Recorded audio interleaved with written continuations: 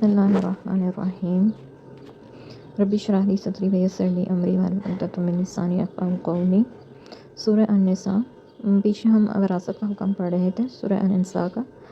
आगे अल्लाह ताला फरमाते हैं आयत नंबर 14 में, वमन यअसिल्लाहु व रसूलहु व यतअद्द हुदूदहु युदखिलहु नारन खालिदन फ़ीहा व लहु अज़ाबुम मुहीन। और जो अल्लाह और इसके रसूल की नाफरमानी करे और अल्लाह की हदूद से आगे निकल जाए, अल्लाह इसे दोज़ख में दाखिल करेगा जिसमें हमेशा रहेगा और उसे रसवा करने वाला अज़ाब होगा। यहाँ पे कौन सी हदूद की बात हो रही है कि अहकाम के मुताबिक जो है वो वरासत की तकसीम का फ़ैसला ना करना, लेकिन ये हुक्म आम भी है। ख्वाह अहकाम यतीमों के हकूक़ के मुतालिक हो या औरतों के मुतालिक हो, वसीयत से ताल्लुक़ रखते हों या कोई दूसरे ज़ाब्ते में हो, जो भी अल्लाह ताला ने हदूद मुकर्रर करते हैं, अगर उनसे कोई तजावुज़ करेगा वो हमेशा के लिए जहन्नुम के अज़ाब में मुब्तला रहेगा। जो शख्स इस कानून वरासत को तोड़े, औरतों को वर्से में से महरूम रखे या सिर्फ बड़े बेटे को मुस्तहिक के वरासत करार दे, यानी सिर्फ बड़े बेटे को अपनी वरासत में हिस्सा दे, या औरत मर्द को बराबर का हिस्सा करार दे दे, कुछ लोग इस तरह भी करते हैं, या जायदाद को सिरे से तकसीम ही ना करें, अपने पास ही रखना चाहें और इसे मुश्तरका ख़ानदानी जायदाद करार दे दे, यानी कि सब बहन भाइयों का इसमें हिस्सा है तो हम इसे तकसीम नहीं करेंगे, तो ऐसे सब लोग हदूद अल्लाह से तजावुज़ करने वाले हैं और उसी अज़ाब अलीम के मुस्तहिक हैं जिसका अल्लाह ताला ने यहाँ पे ज़िक्र किया है। अल्लाह ताला ने इस सूरत में यतीमों से खैर ख्वाही, उनसे इंसाफ और उनके हकूक़ की निगहदाश्त की बड़ी तफसील से ताकीद फरमाई, लेकिन ये ज़िक्र नहीं फरमाया कि यतीम पोता भी वरासत का हक़दार होता है। इस मसले की अहमियत यह है कि रसूलुल्लाह सल्लल्लाहु अलैहि वसल्लम ख़ुद अब्दुल मुत्तलिब की वफ़ात के वक्त इनके यतीम पोते थे, लेकिन आपको वरासत से हिस्सा नहीं मिला, ना ही अल्लाह ने इसका कहीं ज़िक्र फरमाया। हालांकि अगर यतीम पोते को वरासत में हिस्सा दिलाना अल्लाह को मंजूर होता तो अल्लाह ताला इसके मुतालिक भी कुरान में कोई वाज़ेह हुक्म नाज़िल फरमा देते, और ऐसे हुक्म का नाज़िल ना होना ही इस बात की कवी दलील है कि यतीम पोता अपने चचा या चचाओं या और फूफियों वगैरह की मौजूदगी में वरासत का हक़दार नहीं होता, बल्कि वो अपने मरने वाले बाप की वरासत का ही हक़दार होता है। वरासत सिर्फ उससे मिलती है जो मैयत के वफ़ात के वक्त मौजूद हो। अब ये हमारी बदकिस्मती है कि हमारे पास जो लोग हैं वो वावेले की बिना पर हमारी हुकूमत पाकिस्तान ने कानून वरासत में यतीम पोते को भी हिस्सा करार दिया है, और ये बात अक़ली और नकली दोनों तरह से गलत है। अक़ली लिहाज से इस तरह के किसी दरख्त के फल को इस दरख्त के ज़रिए ज़मीन से ग़ज़ा इसी वक्त मिलती है जब तक वो दरख्त पर लगा रहे, और जब दरख्त से गिर जाए तो उसे ग़ज़ा नहीं मिल सकते। और नकली लिहाज से इस तरह के तक़सीम वरासत के दो असूल हैं, और ये दोनों किताब अल्लाह से मुस्तबद हैं। पहला ये कि वरासत में हिस्सा सिर्फ इसको मिलेगा जो मैयत के वफ़ात के वक्त ज़िंदा मौजूद हो, और जो मैयत की ज़िंदगी में मर चुका है इसका कोई हिस्सा नहीं। और करीबी से मुराद ये है कि जिसमें कोई दरमियानी वास्ता ना हो, जैसे मैयत के सुलबी औलाद। इस लिहाज से भी यतीम पोता अपने चचों और फूफियों की मौजूदगी में वरासत का हक़दार नहीं करार पाता।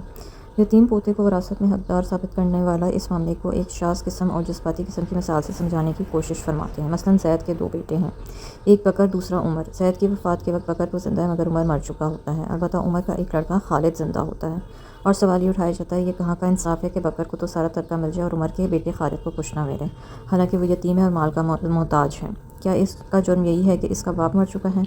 फिर इन हज़रात ने यतीम पोते को हक़दार बनाने के लिए कायम मकामी का असूल वाज़िया किया, यानी खालिद अपने बाप उमर का कायम मकाम बनकर अपने दादा के तरके से आधा वर्सा लेने का हक़दार है।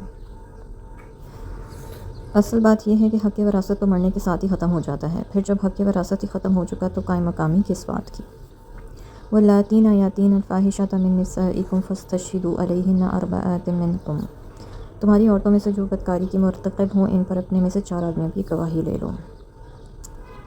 अहकाम वरासत के बाद अब दूसरी माशरती बुराइयों का जिक्र किया जा रहा है, जिनमें सर-फ़हरिस्त ज़िना और फ़हाशी है।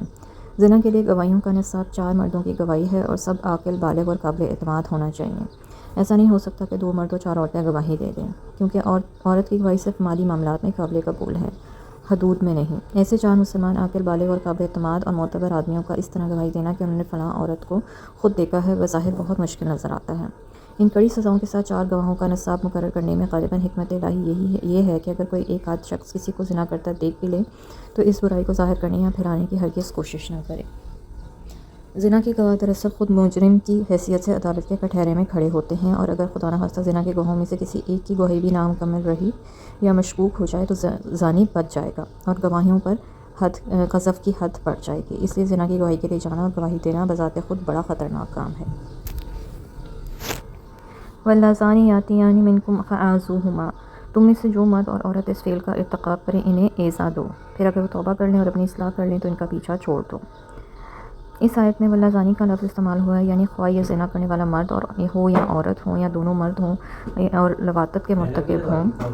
اس لفظ میں دونوں صورتوں کی گنجائش ہے، تو ایسے مرد یا مردوں اور عورت کی ابتدائی سزا یہ تھی کہ انہیں مار پیٹ کی جائے اور برا بھلا کہا جائے اور ذلیل کیا جائے۔ گویا زانی مرد اور عورت دونوں کے لیے یہ سزا تھی، اور عورت کے لیے یہ سزا اضافی تھی کہ اسے تعزیت گھر میں بند رکھا جائے۔ اور جس دوسری سزا کی تجویز کرنے کے متعلق اللہ تعالیٰ نے اشارہ فرمایا ہے، اس کے بارے میں ایک حدیث ہے، سیدنا عبادہ بن صامت سے روایت ہے کہ ایک روز آپ پر وحی نازل ہوئی، اور جب وحی کی کیفیت ختم ہوتی تو آپ نے فرمایا مجھ سے اللہ کا حکم سیکھ لو۔ اللہ تعالیٰ نے ایسی عورتوں کے لیے سزا تجویز کر دی، شادی شدہ مرد اور شادی شدہ عورت اگر زنا کریں تو انہیں 100 کوڑے مارے جائیں، پھر رجم کیا جائے۔ اگر کوارا مرد اور کواری عورت زنا کرے تو ان کے لیے 100 کوڑے اور 1 سال کی جلاوطنی ہے۔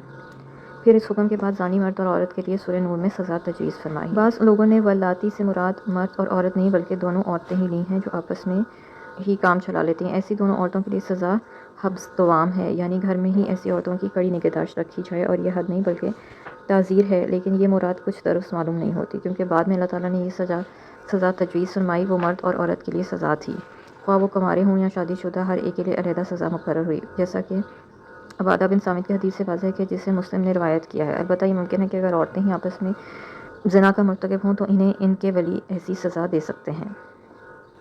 ایسی بدفعلی اگر دو مرد آپس میں کرتے ہیں ان پر بھی حد نہیں بلکہ تعزیر ہے، اور وہ تعزیر یہ ہے کہ انہیں جوتے مارے جائیں۔ لواطت کی حد کے بارے میں ترمذی میں ابن عباس سے ایک روایت مروی ہے کہ فاعل اور مفعول دونوں کو قتل کر دیا جائے، لیکن یہ حدیث ضعیف ہے۔ پھر ائمہ ایسے جوڑے کے رجم کے قائل ہیں، اور بعض کہتے ہیں کہ ان کی سزا زانی جیسی، اگر شادی شدہ ہیں تو رجم ورنہ کوڑے پڑیں گے۔ اگر وہ مار پیٹ کے دوران یا اس کے بعد اپنے کیے پر نادام ہوں اور آئندہ کے لیے اپنی اصلاح کر لیں تو ایسے لوگوں پر مزید ملامت کرنا درست نہیں۔ ان التوبۃ علی اللہ للذین یعملون السوء بجہالۃ ثم یتوبون من قریب۔ اللہ تعالیٰ پر قبولیت توبہ کا حق صرف ایسے لوگوں کے لیے ہے جو نادانستہ جب کوئی برا کام کر بیٹھتے ہیں پھر جلد ہی توبہ کر لیتے ہیں۔ اللہ ایسے ہی لوگوں کی توبہ قبول کرتا ہے، اور اللہ سب کچھ جاننے والا اور حکمت والا ہے۔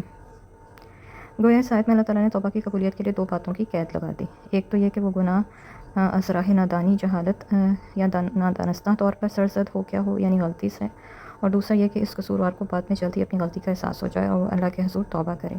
اور اگر اس کے برعکس معاملہ ہو، یعنی گناہ بھی دانستہ طور پر اور اللہ کے احکام پر دلیر ہو کر کیا گیا ہو، یا گناہ تو نادانستہ واقع ہوا مگر توبہ میں تاخیر کرتا جائے، تو ایسی صورتوں میں توبہ کے قبول ہونے کا امکان نہیں۔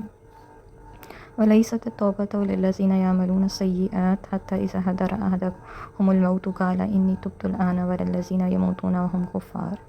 توبہ ان لوگوں کے لیے نہیں ہے جو برے کام کرتے رہتے ہیں، حتیٰ کہ ان میں سے کسی کی موت جب آ جاتی ہے تو کہنے لگتا ہے کہ اب توبہ کرتا ہوں، اور نہ ہی ان لوگوں کے لیے ہے جو کفر کی حالت میں ہی مر جاتے ہیں۔ ایسے لوگوں کے لیے ہم نے دردناک عذاب تیار کر رکھا ہے۔ جب انسان پر نزع کا عالم طاری ہو جائے، وہ موت کے آثار دیکھ لیں اور اسے روح قبض کرنے والے فرشتے نظر آنے لگیں تو توبہ کا وقت ختم ہو چکا، کیونکہ اب وہ دارالامتحان سے نکل کر دارالآخرت کی سرحد پر کھڑا ہے، اور توبہ ایک عمل ہے جس کا وقت گزر چکا۔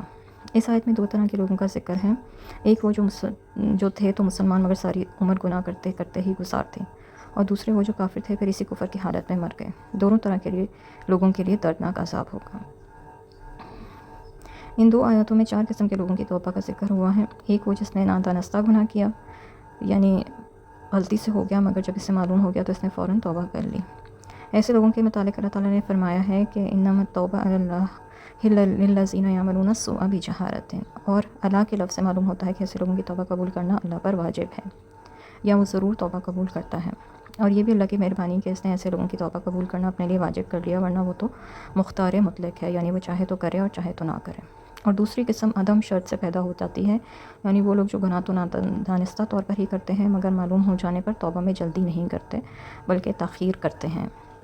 ایسے لوگوں کی توبہ قبول کرنے کا اللہ نے کوئی وعدہ نہیں کیا، چاہے تو قبول کر لے چاہے تو نہ قبول کرے۔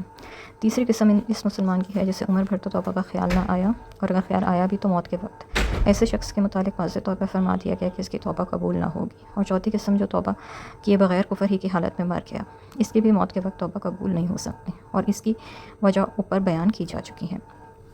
یا ایھا الذین آمنوا لا یحل لکم ان ترثوا النساء کرہا، اے ایمان والو، تمہارے لیے جائز نہیں کہ تم زبردستی عورتوں کے وارث بن بیٹھو۔ جاہلیت کے دور میں ایسا ہوتا تھا کہ عورتیں بھی ترکے کا مال تصور کی جاتی تھیں اور اس کا وارث سوتیلا بیٹا یا میت کا بھائی ہوتا تھا۔ سیدنا ابن عباس فرماتے ہیں کہ عربوں میں یہ دستور تھا کہ جب کوئی شخص مرتا تو اس کی بیوی پر میت کے وارثوں کا زور چلتا تھا۔ وہ بھی ترکہ ہی تصور ہوتی تھی، چاہے تو خود اس سے نکاح پڑھا لیتا، چاہتا تو کسی اور سے نکاح کر دیتا، اور چاہتا تو اسے بلا نکاح ہی رہنے دیتا۔ غرض اس پر خاوند کے وارثوں کا اختیار تھا، عورت کے وارثوں کا کچھ بھی اختیار نہ تھا۔ پھر یہ آیت اتری جس سے عورتوں کو پوری آزادی مل گئی، یعنی انہیں گھر میں قید رکھنے کا اختیار صرف اس صورت میں ہے کہ بدکاری کا ارتکاب کریں۔ اگر وہ کوئی بدکار عورت ہے تو اس کو گھر میں رکھا جا سکتا ہے، جیسے کسی صورت کی آیت نمبر 15 میں گزر چکا ہے، اور یہ حکم عام ہے، صرف ان سوتیلی ماؤں کے لیے نہیں جو تمہارے پاپوں کے نکاح میں تھی، ورنہ صرف مال ہتھیانے کے لیے عورتوں کو روک کے رکھنا کسی صورت میں جائز نہیں ہے۔